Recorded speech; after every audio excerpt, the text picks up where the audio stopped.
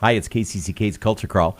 I'm Dennis Green, and my guests today are a couple of familiar faces and voices to the KCCK audience. Hey, look, it's Saul Lubarov. Hi.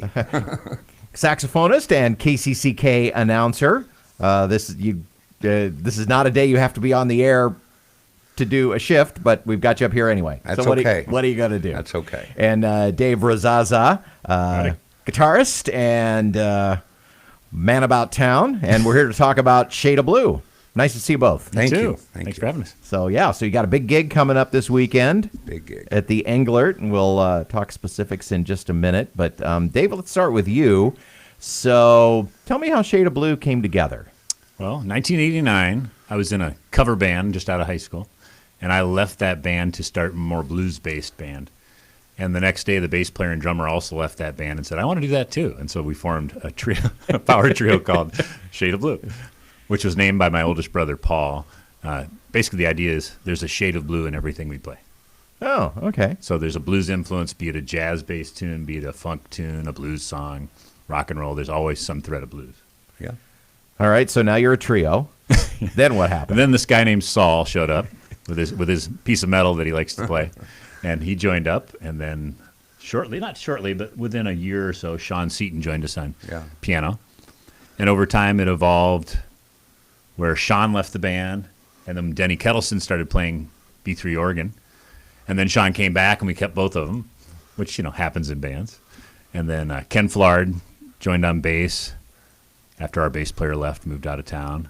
And then we added the ladies. We're from the gospel choir at the University of Iowa, Voices of Soul. I played there with Ken. Ken Flard was involved in that band.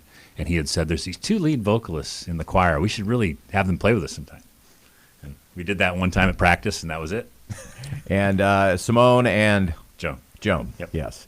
And they have since, most of you are still kind of local, except for Simone and Joan, who are way across the country. Yeah. Joan's in Florida, and Simone's in Chicago. But they come back every now and again. Yeah, once or twice a year we try to get together. And this has not been the first time you've been together since the pandemic, but you did get inducted into the Iowa Rock and Roll Hall of Fame, and that was kind of was that an in-person thing, or? It's funny. It started in 2020. It was supposed to happen Memorial Day weekend. Then they got punted to Labor Day. Then the next Memorial Day, and then the next Labor Day. And we did it in person then. The band didn't all go because the pandemic was still pretty bad. But myself, Sean, and Denny all went to the ceremony.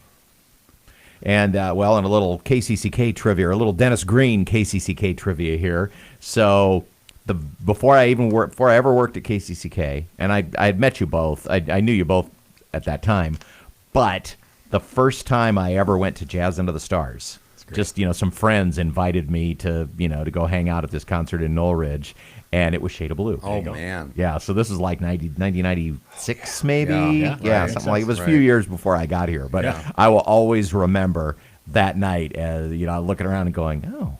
Wow, a little jazz station. They put on a pretty good concert. I should keep this. And at the time, I thought, well, I've got to steal this. We were secretly recruiting you at the time. Yeah, I've got to steal this and find a way to do it with what I'm doing now. And what I ended up doing is I got stolen and just came to KCCK. So it all worked out. It did. So now you were off for a while after Simone and Joan moved away. You had a little moved away, bit. And we had a couple other vocalists at different times, both male and female vocalists, did a live album, and then life got busy. The guys still played various either benefit or private party, things like that, but we didn't actively pursue it. And then the girls came back for a reunion. I'm trying to think, 2013, 2012 or 2013, somewhere in there. And we decided, hey, you're going to be in town. Let's just put this together at the Mill. And we had a great time and just never looked back. We decided after that every year we've tried to get something together. We would do at least once a year, mostly in August, and we would try to put at least 2 or 3, sometimes 4 gigs together in the same weekend. And of course, we were all exhausted by the end of it, but that's how we kind of kept ourselves together at least once a year. Simone is also a very busy singer in the Chicagoland area. And Joan, I think, at one point when she was singing or directing a gospel choir, and then Englert Theatre too. Yeah, so they both, and all of us throughout the years have been playing in other projects. So as we came back together and played, we sort of all realized that we've evolved as musicians and become more mature, and we've gotten better. But I think the connection has always, we've all known each other since college. So playing together is just like a complete joy. So, well, the showcase gig for the reunion this spring is at the Englert, and first time at the Englert for you all, right? Yeah. So I decided, I think maybe late summer or fall, that I was going to try and book a show at the Englert. I had some connections and knew people at the Englert because the Fez used to play at the Englert 2 or 3 times. So Andre Perry, who is now the executive director at Hampshire, this was his last gig at the Englert that he booked before he left and set us all up. And so it just seemed like we have to do this. This was our sort of wanting to play in like Iowa Rock and Roll Hall of Fame inductee and play in Iowa City. And so we're very excited. Big homecoming. Yeah. Big it's always a homecoming pleasant concert. experience to play something you've never done before. Yeah, play in a new venue, even though it's a familiar venue to both of you. Well, when you get the band gets together just, once or twice a year like this, it can't be easy to add too much new repertoire. But what do you do? What do you do to keep it fresh? Typically, I break out the entire song list, send it off to everybody so they can see what's on there. The boys will get together and just run starts and finishes. We know the song so well that we don't need to rehearse everything thoroughly. And then we'll work on we'll sprinkle in a couple of new tunes to try. Sometimes they work. Well, sometimes they don't. I think the last new tune was Natural Woman. Mm-hmm. And we first tried it at a sound check at Friday Night Concert Series. Went great. So we just did it that show.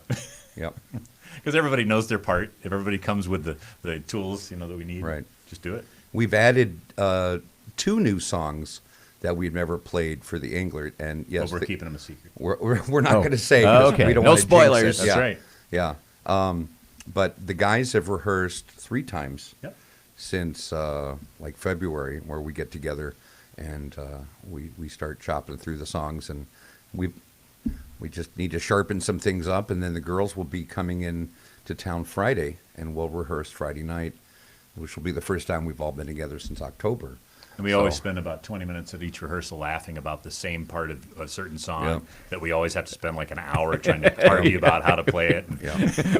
We've been playing this song for 30 years, but we still can't get it right. And we still can't figure out how to do it. Right. Well, the concert is at the Englert. Yep. What time? Doors at 6:30. The show is at 7:30, and we'll play 2 sets. So we'll wrap it up by 10:30, something like that. And this is this Saturday night, of course. Tickets still available? Oh, yeah. Okay. And anything else new? I think you mentioned that there's some new merch. Yeah. We've got some T-shirts for sale, large and extra large, which really turned out well. Black and white. And got pictures of the band on it. And CDs for sale, too. We got 3 different ones. Our live CD, which we did at that reunion at the Mill in 2012. And then we've got our Free Your Mind was remastered by John Sveck. And then our live album, too, that we did at Gabe's long ago. So each generation of Shade of Blue. Yeah, it's kind of like that. Well, it's it's so great that the band has kept going, even as everybody gets older, everybody gets busy, everybody has other projects, people move. But it is a real credit to you and to your audience that people turn out for once or twice a year when the band gets together. So that says a lot for what you've done all these years. Yeah. I think we all love it so much that it's a joy to do it's something you look forward to. We all play in so many different groups. This is one band that I think all of us agree has a certain chemistry to it that you don't find elsewhere. Saturday night at the Englert, it's Shade of Blue, 1 performance only. Tickets still available at the Englert website, englert.org. Gentlemen, thanks for being here. Have fun with it. Thank you. You can hear the Culture Crawl live on the radio many weekdays at 10:20, or download the podcast, watch or listen on your own schedule at kcck.org/culture, or however you get your podcasts. I'm Dennis Green, and I'll talk to you later.